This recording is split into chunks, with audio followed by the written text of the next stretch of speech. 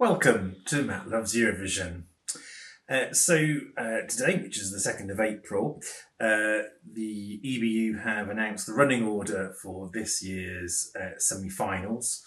And so this video is just to do a little bit of reaction review about that running order. Now, as usual, don't forget to like, subscribe, share, comment, or click on the notification bell so you get notified from any other videos that I do.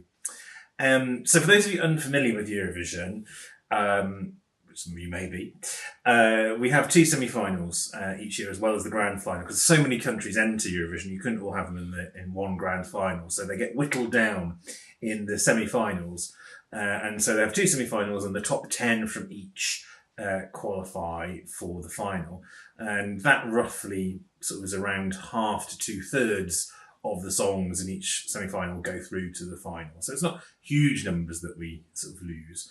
So they've got a higher chance, more than 50% chance of going through.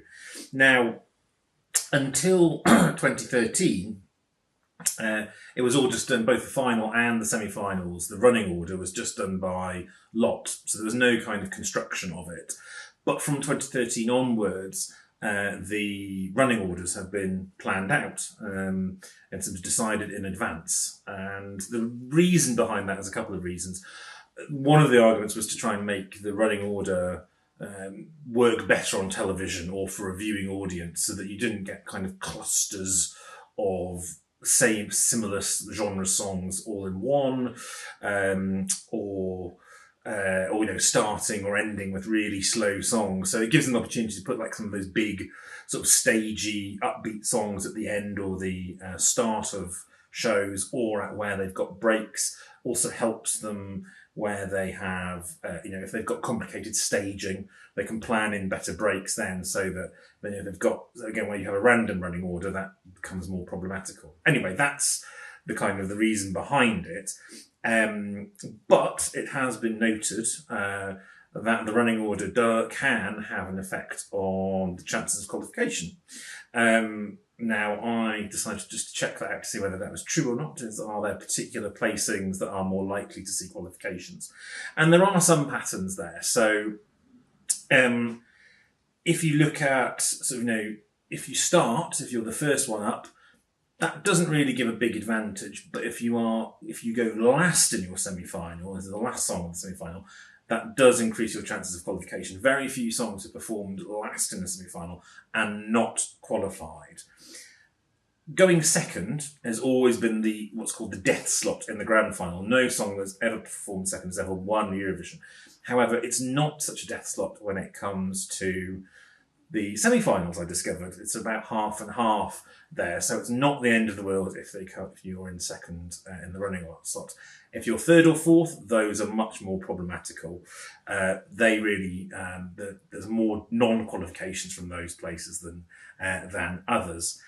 Of the rest, they're all much of a muchness. Some slightly stronger. I think we found that 11th place had quite a negative record. I'm not quite sure why, because it's normally about second or third in the second half.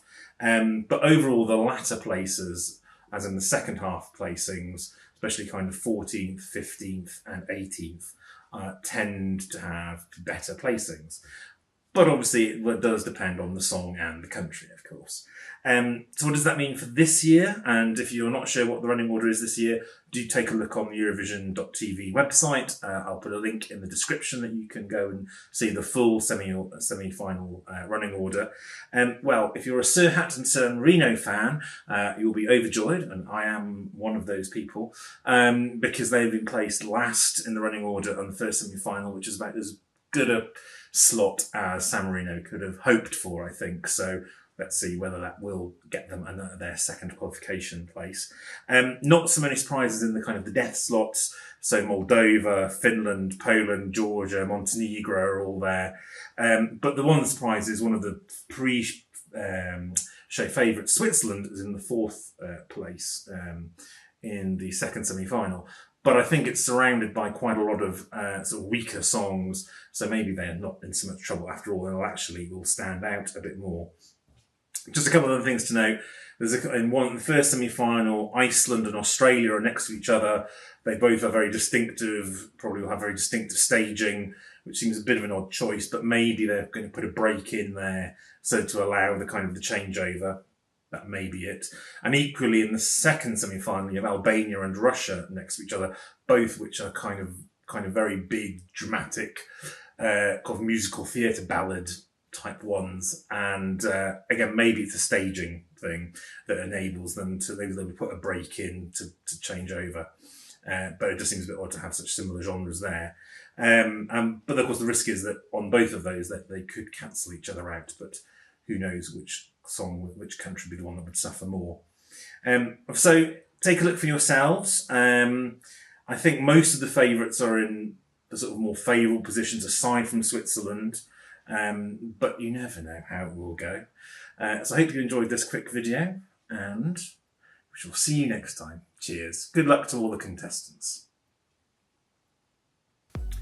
So if you like this video, please give it a like. Also share with your friends. Also, if you've got any comments or questions, or you've got ideas for videos that you'd like me to do, or things, sort of subjects you'd like me to cover, please let me know in the comments below. I'd love to hear.